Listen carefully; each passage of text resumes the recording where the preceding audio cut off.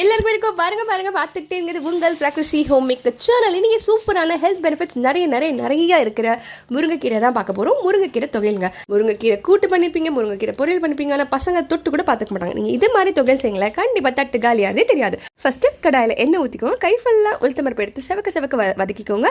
அதுக்கப்புறம் பொன்னிறமானோடனே 4-5 காஞ்ச மிளகாவை போட்டு நல்லா வதக்கிக்கோங்க. அதுக்கப்புறமா ஒரு வெங்காயம் போட்டிருக்கேன். அதுக்கப்புறமா கொஞ்சமாக புளி, இதே நல்லா கலர் சேஞ்ச் அளவுக்கு வதக்கிட்டு நம்ம வாஷ் பண்ணி க்ளீன் பண்ணி எடுத்து வச்ச முருங்கைக்கீரையும் போட்டாச்சு.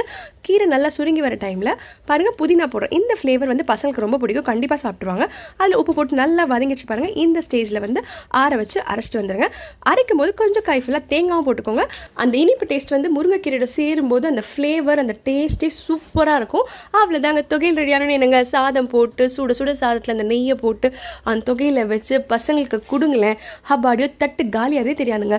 அதுக்கப்புறம் என்னங்க, முருங்கைக்கீரை எப்போ செஞ்சாலும் இது மாதிரி தான் நீங்கள் ட்ரை பண்ணுவீங்க.